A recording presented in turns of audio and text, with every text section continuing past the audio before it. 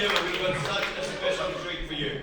Your next act is doing stand-up comedy for the very first time.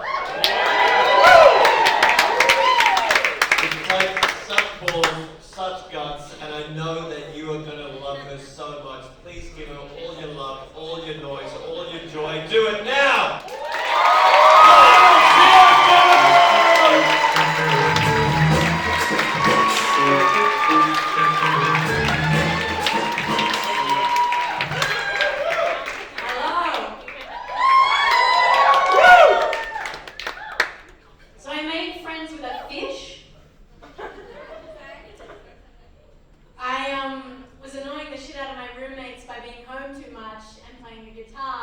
So I decided to take up snorkeling.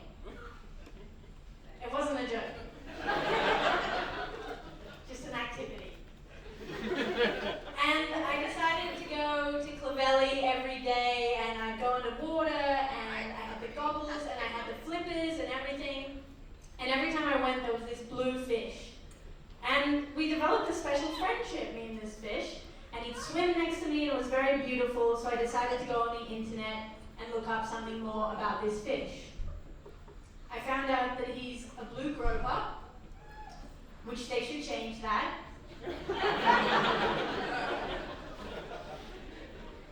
And that my special connection with this fish wasn't so special after all. He's actually quite famous. He's got a name. He's called Bluey.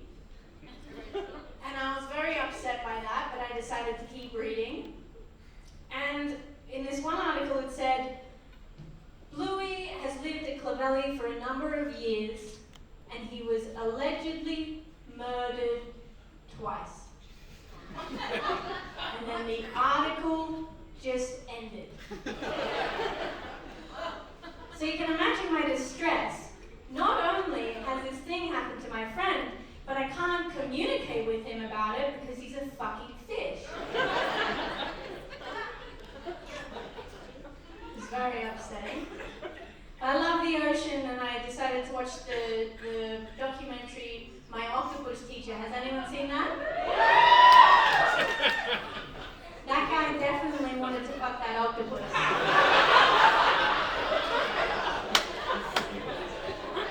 Me and Bluey was exclusively platonic, but that guy, there was something else going on there, I'm pretty sure. But I love TV, I watch way too much TV, and my friend recommended that I watch this show, Atypical.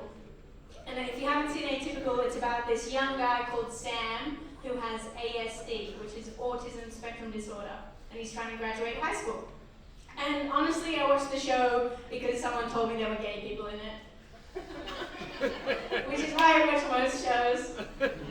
You can put a peripheral friend of the main character's ex in season 7 of a show, and I will watch every minute of it if they are gay. But I was watching this show and I really enjoyed it, and I started feeling a bit strange because I was relating a little bit to some of the things that Sam was experiencing. And it made me reflect on some of the things that happened to me when I was little. Like, I used to be really scared of the vacuum cleaner, and I wasn't so good socially growing up. I know I look like a social dream on stage up here right now. But occasionally I still don't match my expression sometimes with what I'm thinking, and I say the wrong thing at the wrong time. Bubblegum. And so I went to the doctor and I asked them what I should do, and they said you should get a test. And 3 months later, and $2,200 later, turns out I'm autistic. Woo!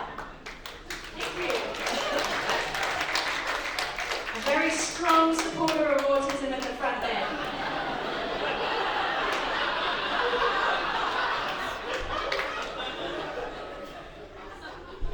Telling people you're autistic when you're 25 is a very similar experience to telling people that you're gay. Some people are very empathetic and warm and great about it, and then some people, despite having very little knowledge, are not shy at all about sharing their rogue opinions about it.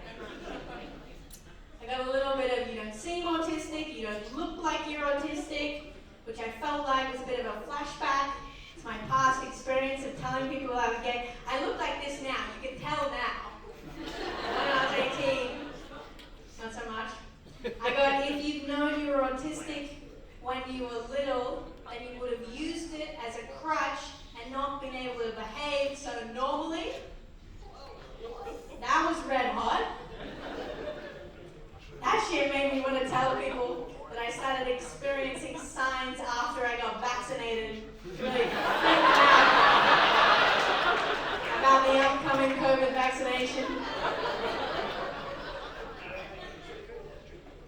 But there's been a lot of positives. I've learned a lot about myself, and I've figured out some things like loud noises really freak me out, which I'm a musician, some of you might know, so interesting choice of occupation for me.